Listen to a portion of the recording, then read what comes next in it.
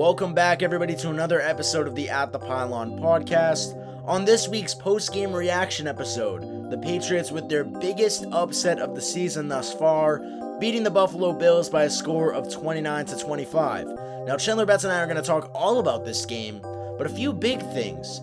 Is Mac Jones the future of this team? We saw him have a great game this past Sunday, but considering his few previous hiccups throughout the season, is he the guy you stick with past 2023? Next, are the Patriots back in it this season? Are they considered to have a chance of making the playoffs, or should they still be selling out at the trade deadline? Chandler and I will talk that and more on this week's episode. Let's dive right into it.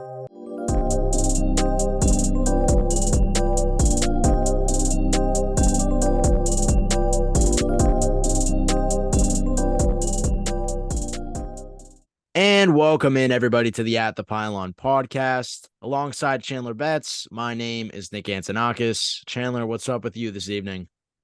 I just came from a soccer game, so hence why the Pythons are out. Did score a hat trick. We did not win. Wow. Well, your valiant effort, I guess, is appreciated by the UMass faithful. But Hey, if the Patriots are gonna win and I'm gonna lose, I'm so okay with that. I can live with that. I was gonna say, I mean, although you lost, another major New England sports team along with your club I am soccer team. also part of a major New England There sports. you go. Yeah. No, don't worry, not taking away from you. You're up there, bro. But the Pats with a much needed win, 29-25 over the Buffalo Bills. This one was sweet, Chandler, and we're going to start right off the bat with a full analysis of this final drive for the Patriots. Their best drive of the season and their best drive of the game, in my opinion. We'll just kind of walk through it. Overall, it was an 8-play, 75-yard drive in the last minute 46 of the game that ended in a touchdown pass to Mike Gesicki, accompanied by various gritties of the New England Patriots squad. That touchdown was scored with 12 seconds left in the game. Pats cashed in, did the unthinkable, beat the Bills. Chandler, why don't you just walk me through your overall thoughts of this last drive of the game and how Mac Jones kind of stepped up and charged his team down the field for a score, something we haven't seen this year in pivotal moments of the game. Yeah, so I think that there are three big plays from that drive. First of which, of course, being the first play of the drive, a big 34-yard ball to Ramondre. And I say it was a big throw. It wasn't. It was just a little swing screen. But the play call, it worked. As much as I like to give stick to Bill O'Brien for calling schemes, calling screens and off of his schemes, it's working right now. It hasn't in the past couple of weeks, but we're seeing that we're putting the ball in our playmakers' hands, and the blocking was really good today, both downfield, both giving Mac time. I believe he was only sacked once, which is just so impressive. And I think that directly has to go with me saying last week that Mike Onwenu should be playing right tackle. He plays right tackle in this game. Verdarian Lewis exiled to the shadow realm. That's a lot better. There are big improvements there. So that one is a Bill O'Brien plus play. The next one is the pass, which we see every week. I say it every week. The pass right across the middle on a deep cross to Hunter Henry happens every week, and it works somehow every week. And that was a lovely ball by Mac, really simple. Put the ball, again, the people that you know you can rely on. You have your safety valve. It's a big thing for rookie quarterbacks when you get a really nice tight end. Mac's obviously not a rookie, but he can use the confidence. He can use a person he knows is going to be able to get open. That has historically been Hunter Henry, and thankfully it was on that play. And of course, the other one, it's the last play. It's a touchdown. Not much to be said there. Simple ball, really nice, well executed, and he could have thrown it away. If there were times when I was watching that, I was like, okay, how are we going to blow this one? How are we going to make me have a miserable day? How are we going to want to crash my car after this game? But we didn't, and we won. And when I came back to my roommate and I told him that we won because he was sleeping, he didn't believe me. So that doesn't say anything about the Patriots right now. I don't know what does, but whether this is going to continue for the rest of the season or if this is just a window shopping game where we can show that, hey, we have some good players. Do you want them? We'll see. Yeah, well, that's going to be a question that we're going to visit a little bit later in the episode, Chandler. But just going off this game, the Pats were faced down 3. It was 25-22 at the beginning of this drive. They had a chance to kick the field goal and tie this one in the event that they weren't able to drive down the field. New England's play calling, on the other hand, was aggressive enough to actually work their way down the field and win the game before we got into overtime. So I credit our entire coaching staff for that. Another big piece to pick up from this game, at least in my opinion, was the performance of the defense. I saw from Mike Reese that it was finally starting to seem like the Patriots were adjusting to not having Christian Gonzalez and Matthew Judon in the game. And I feel like that's a pretty big focal point, I should say, of how impactful it's been in their adjustments to adjusting without those star players. And we're finally starting to see it. Guys like JC Jackson are panning out. We saw Jack Jones return to the lineup, which led off a huge load on Miles Bryant, who kind of shifted back to that cornerback 3 role. And he performed great. Our entire defense played really well. And we made this Bills offense that on paper is extremely effective just look bad at points of this game. Yeah, that's a good point. I agree that our defense is looking really good. My one concern right now is we are giving up a lot of yards to tight ends who are not proven yet. Back-to-back, they've given up huge weeks to actually the first and second, I think, drafted tight ends this past year in Dalton Kincaid and Michael Mayer last week. But talking about this Bills offense, there was a long period where Josh Allen was the MVP candidate. He was number one. And week before this past one, 14 points against a mediocre Giants team. I wouldn't even call them mediocre, a mediocre Giants defense, horrible Giants team. Week before in London, only 20 against the Jaguars. And then, of course, 48 against the Dolphins. But they're not hot right now. I don't know what the issue is. I think we may be finally seeing the effects of losing Brian Daboll. We've seen how clear in New England having a good offensive play caller is. And I'm not necessarily saying that Ken Dorsey, who is their play caller, I'm not necessarily saying he's bad, but maybe we're seeing a little bit of regression in their total offense. We're seeing Stephon Diggs be a little less efficient. James Cook is starting to fall off throughout the course of the season.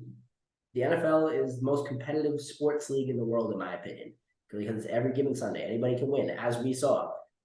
Even a frankly not very good football team, as in us, can beat a team that is supposed to be a very good football team. With enough preparation and enough not adjustments from the Bills, anything's possible. And we saw that this week. Yeah, and on top of that, the Bills receiving core, which, like you were saying with Diggs, who has been less productive, he was definitely the superstar for the Bills in this one in the receiving side of things, besides Kincaid, obviously. But Gabe Davis, not an impact at all. Below him, there was not really anybody who was stepping up in the receiver game for the Bills.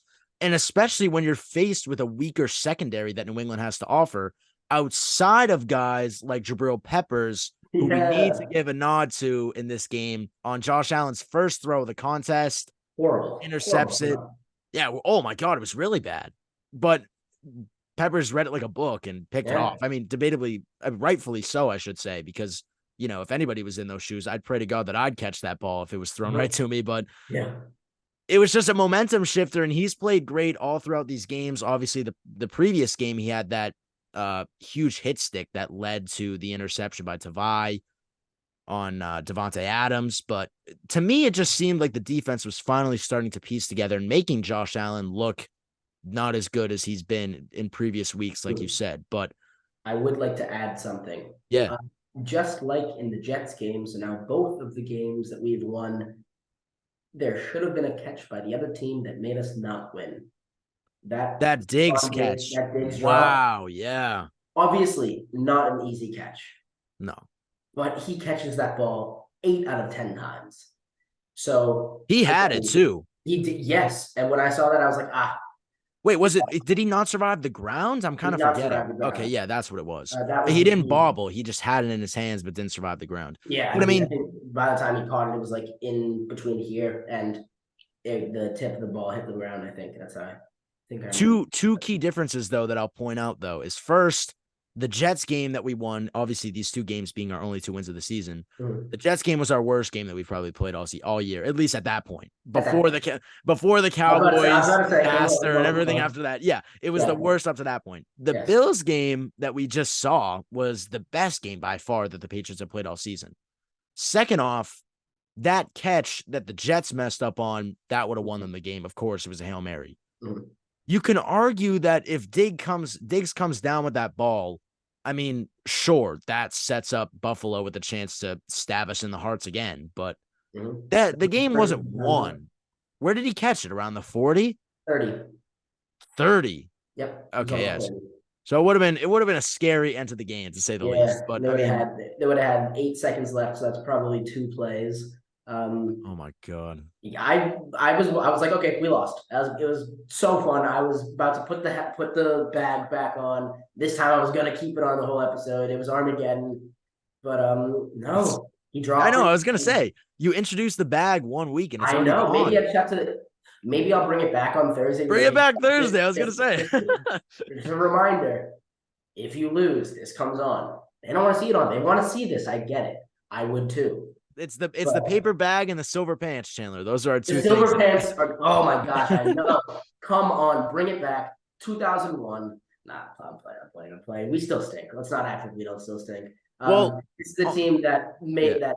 The quarterbacks that have beaten this team are now Mac Jones, Zach Wilson, and Trevor Lawrence. Trevor Lawrence is obviously the outlier there, but no one's saying Mac Jones. Zach Wilson only had like 140 yards or something. Mac Jones played a very good game. There is no part of me that is not saying that. I think that this game has secured Mac Jones as an NFL starter. I still hope it's not here though next year. Well, Chandler, that's a great transition point because my next piece of the puzzle here is talking about Mac Jones.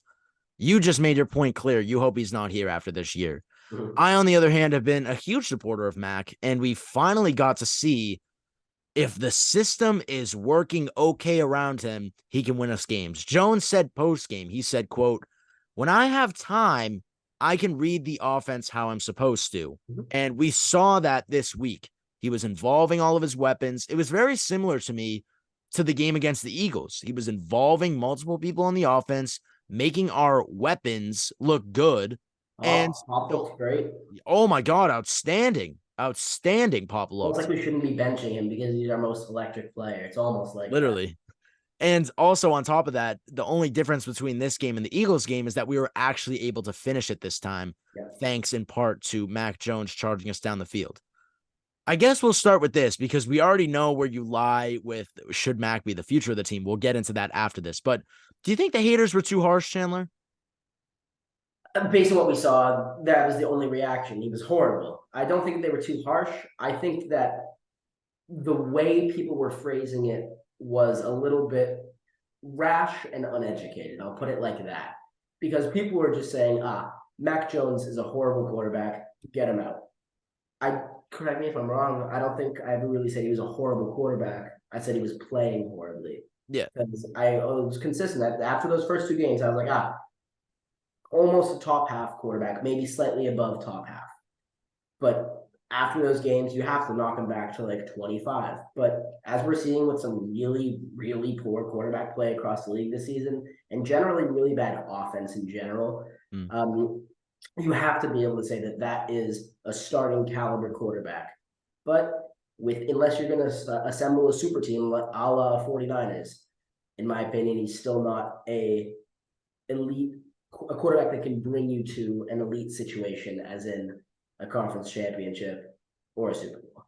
A little bit of a pivot here, though. But although you're right, you didn't say that Mac was a bad quarterback. You said that he was playing horribly, which both you and I can agree with. Mm-hmm. Those two games, those two blowout games against the Saints and the Cowboys were by far the worst games of Mac Jones's career. That's no question. But speaking of the 49ers, Chandler, that you brought up, you specifically said if you place Mac Jones in the 49ers system, he's not touching Brock Purdy, something like that. I still don't think he is. You don't think so? No. Wow. I'm back on the, well, I mean, not that I really jumped off that boat, but I mean, at least when you brought me up at that point, I was like, yeah, I can see that. Like, Brock Purdy is still a better quarterback despite the system that he has around him. But I don't know, dude. Throw Mac Jones in that system.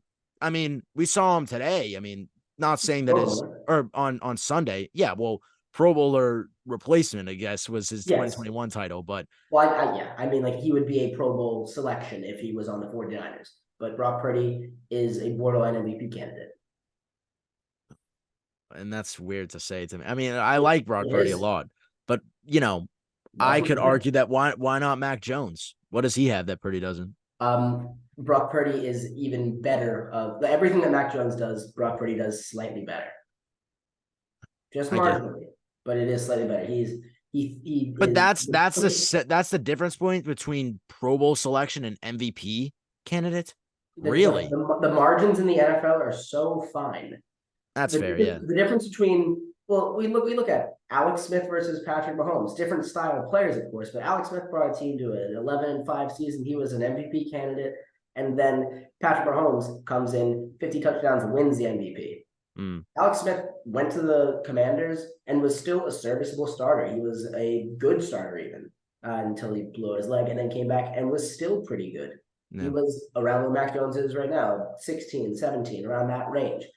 And then Patrick Mahomes, the best quarterback in the league. That was a difference of exactly 2 wins. The margins in the NFL are so fine that being slightly better at everything all across the board is enough to become that much better. If you look at the difference between an 81 and an 83 in Madden, or an 83 and an 86 in Madden, might not be all that much. It might just be one overall point in like each stat.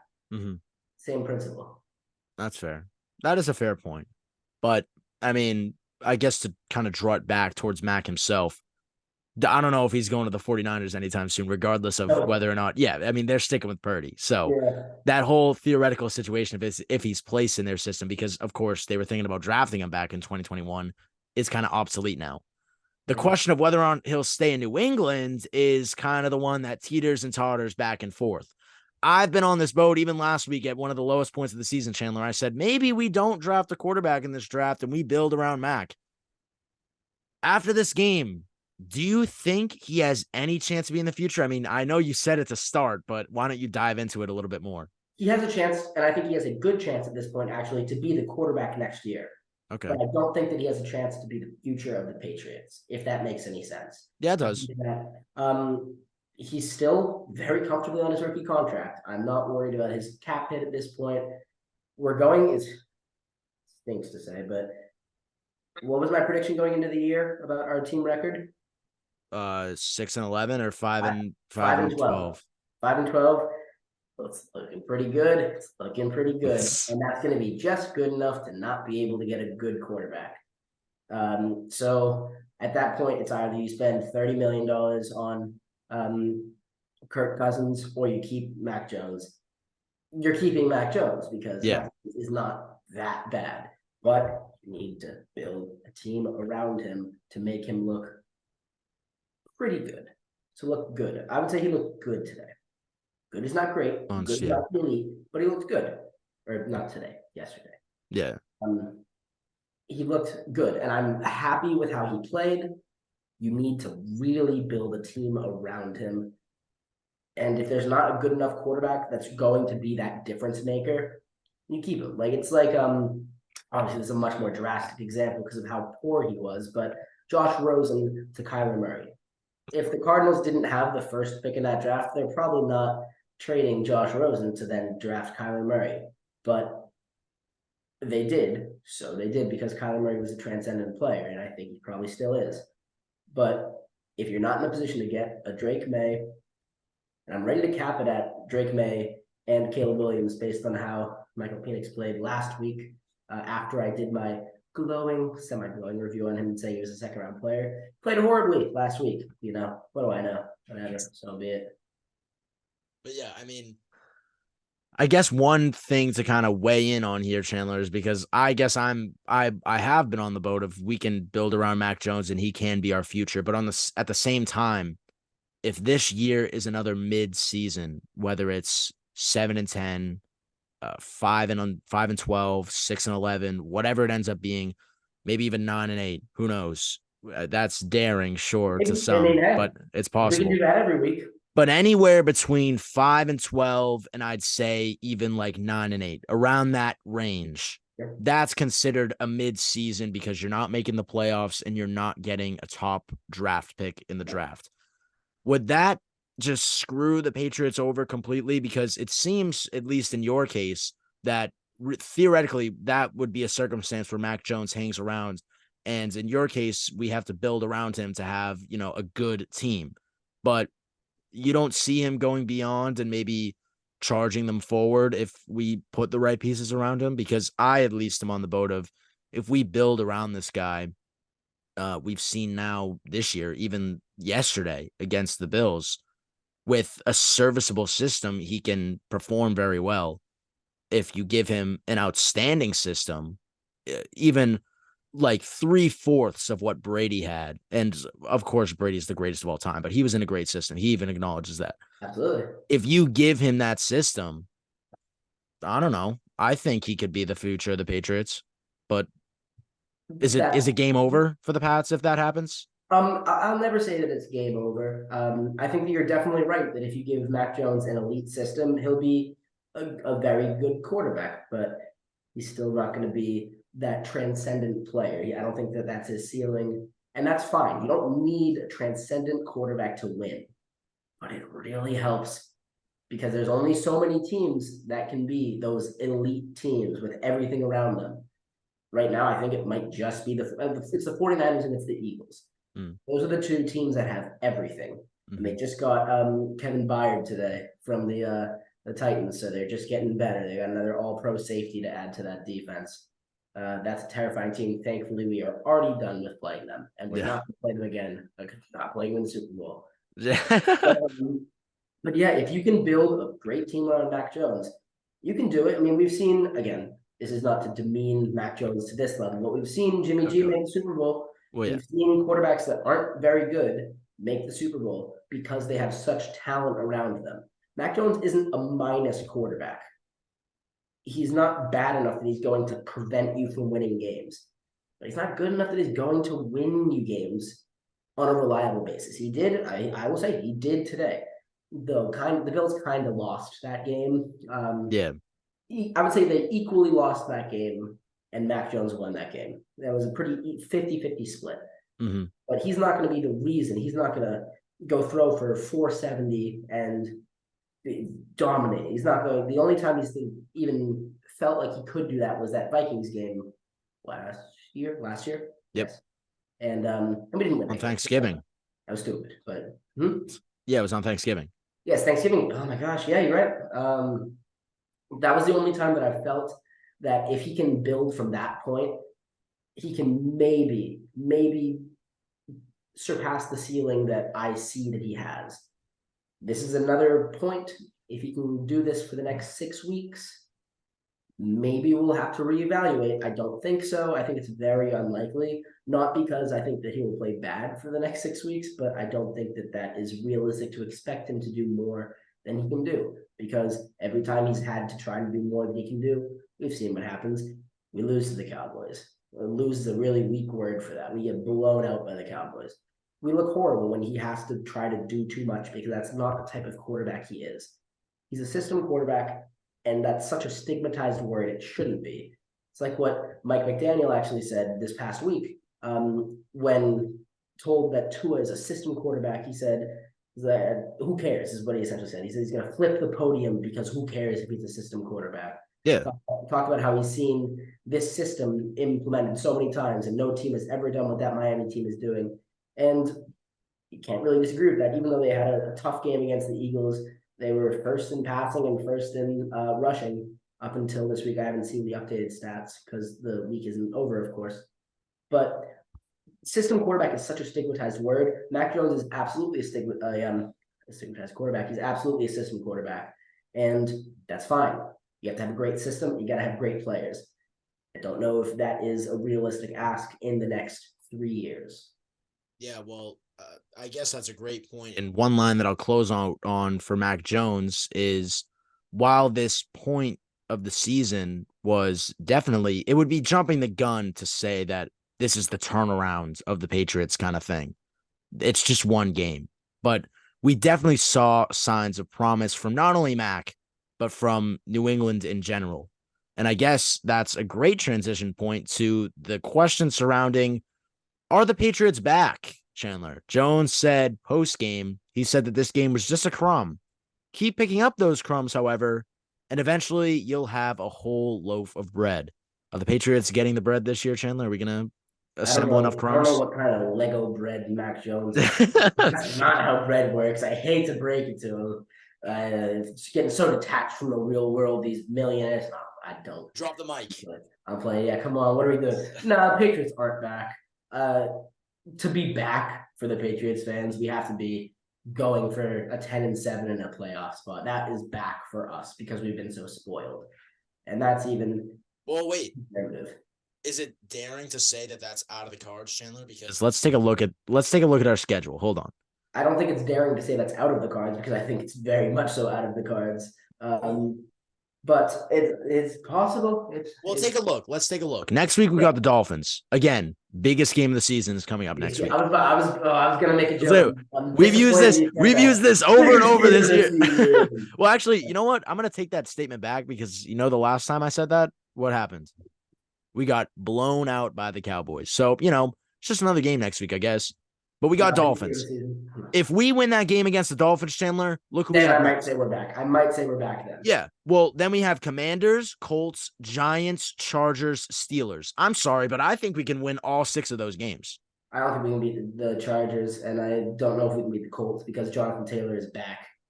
All right. Well, if we beat the Dolphins, then I'm picking us over all those teams. If we look good and we beat the Dolphins, I guess that's team and looking good and beating a team are two very different things. Well, at this point in the season, I think at least based off how the Dolphins are playing, we're going to have to look good to beat them. We're not going to beat them in some clown manner. Like we're going to have to actually perform. But regardless of that, yeah, I'm on the same boat as you, Chandler. It's too early to jump on this boat of the Pats are back. We're coming back this season. We're storming down. We're going to make the playoffs.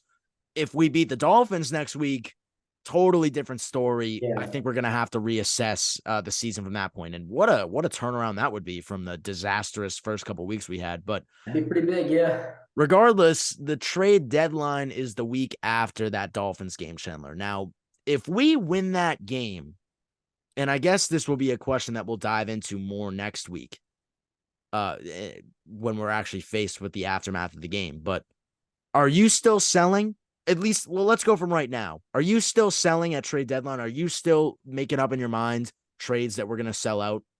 So all of the reports are indicating that the Patriots are not going to be sellers at the deadline. And actually now, with us having won this game, this is a very apt comparison. The 2020 season, we were 2-5, and we decided not to sell. We ended up going 7-9, and of course missed the playoffs. But 7-9 wouldn't necessarily be seen as a bad season for the Patriots at this point, above my expectations. So they didn't sell at that point when we were so fresh off of having been 11, 12, 13, even 14 win teams. 2-5 didn't scare Belichick enough to sell. I don't know if it will this time. However, if you put me in that situation, I still think this is a 5-12 team. I'm still selling for assets, especially because I believe this is one of the strongest draft classes we've seen in recent history. So if you can get one of those top 6 picks, and hey, somehow we didn't drop in the draft odds this week. We actually had worse odds after last week, even though we lost, and our odds didn't get worse this week, even though we won. I don't know how it works. I mean, I do know how it works, but I don't know how random that is. That is random. We're still the 6th odds. Depends on how tonight goes, of course. But if you can get one of those top 6 players, that's a potential franchise-changing player. The last time we've had a class really like this was the 2021, which was the year of Jamar Chase, Penei Sewell. Wait, what? Everyone else that I'm forgetting. Oh, no, you're talking about 2020. I am talking about 2020. You're right. Yeah, That's what I'm saying. Mac Jones was 2021. I was you're like, right. see Yes. see the revolutionary play you're talking about that? No, you're right that I was about to reference Mac Jones as the person that we picked in that class because if you look at the top 13 picks of that draft, I think Wait, 12 of hold them on, Chandler. are. I think you might be right because wasn't Joe Burrow drafted in 2020? I, now you're making me doubt myself. Um, Come on, this is I should know this. Because Yeah, no, nope. He was 2021. You're right. You're right. You're right. I messed you up. I It's have because Burrow was drafted in 2020. That yes, I was gonna say because Jamar Chase took a season off, so that's why he had to be 2021. He took the COVID year off. yeah. But now that I have it up, I'll just read it for you guys. The top 15 picks of that draft: Trevor Lawrence, Zach Wilson, bum; Trey Lance, bum; Kyle Pitts, Pro Bowler; Jamar Chase, Pro Bowler; Jalen Waddle, future Pro Bowler; Penei Sewell, hasn't let up a sack in like 355 attempts, Pro Bowler; J.C. Horn, probably going to be a future Pro Bowler; Patrick Surtain, probably already has been a Pro Bowler, probably going to be a top corner in the league; Devontae Smith, elite; Justin Fields, we'll see; Micah Parsons, elite. I think Justin Fields might have it, so we'll see. He's had a big resurgence in the past 3 weeks. Micah Parsons, elite. Well, that's a discussion for another day, but okay. We'll get there. Micah Parsons, yeah, best defender in the league. Rashawn Slater, Pro Bowler. Elijah Barry Tucker has had 2 season-ending injuries, and then Mac Jones. Pro Bowler. That is, you're right. Yes, Pro Bowler. But that is an elite draft class. If you can get one of those picks, even in the top 7, really, if you get one of those picks, that's the franchise-changing player. How different the Cowboys have been since they've got Micah Parsons. Yeah. It's huge. How different that Lions offense has looked since they've had a Penei Sewell. Oh, yeah. Huge. We don't even need to talk about Jamar Chase. They went from like 3-13 to making the Super Bowl. That's everything. If you can get that franchise-defining player, then you have a chance now. And you don't get that a lot at 13. Well, you let me get just a lot at 6. Yeah, you're right. And let me just say to close out the episode, if I'm the Pats, I'm still selling some of your aspects, and at the same time, I still think you have a shot to go just as far as you did beforehand. Josh Uche did not play this past week, guys. He was out.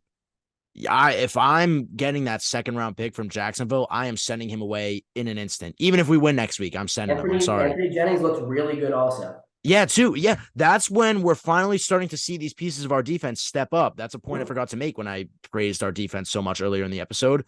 But finally, like Anthony Jennings, the guy was drafted 2020. He's finally starting to emerge off all these practice squad stints and special team stints and stuff like that. We have the depth on defense to sell out on some of our front 7. Now, would I give away Kendrick Bourne right now? That would be difficult for me. But I mean, if you do, we have Pop Douglas. Put Booty back in. Please. We have just as good of a chance in a lot of circumstances to do what we did against the Bills yesterday in different games throughout the season. And if we play like we did against the Bills for the rest of the year, then I'd give us a chance at making the playoffs despite this tough start. But all that's going to be determined. TBD, guys, because this upcoming Thursday, we'll have a full preview of that extremely important Dolphins game. Not the most important of the season, note. But Chandler, before we close, why don't you tell us which rookie you're going to be looking at in the next couple of days and who we'll be getting a preview of in Thursday's episode? So, Nick, do you remember how last week I was talking about how Michael Penix has the second best wide receiver core in the country? I do. So now we're going to look at the best receiving core in the country, specifically the best receiver in the country, Marvin Harrison Jr. out of Ohio State. Now, if that name sounds familiar to any of you, it should, because Marvin Harrison Sr., his dad, was wide receiver for the Colts for a long time with Peyton Manning. They have a lot of records together. They're an incredible duo. And I think that, spoiler alert, I think his kid might be significantly better than him. His kid is one of the best wide receiver prospects I've ever seen. And I'm really excited to share everything I've seen with y'all. Well, we'll look forward to that, Chandler. And actually, for once, we can look forward to a Patriots preview for their next upcoming game, since that we finally have some promise in our season based off last week. But until then, we'll see you on Thursday. Stay hanging tight, I guess. Until then, And Chandler, make sure to bring back your paper bag next Thursday so we Oh can yeah, got it. hopefully keep this. We need the paper bag and the silver pants next week, or else we're done Okay. for. Mhm. There we go. All right. We'll see everybody next week.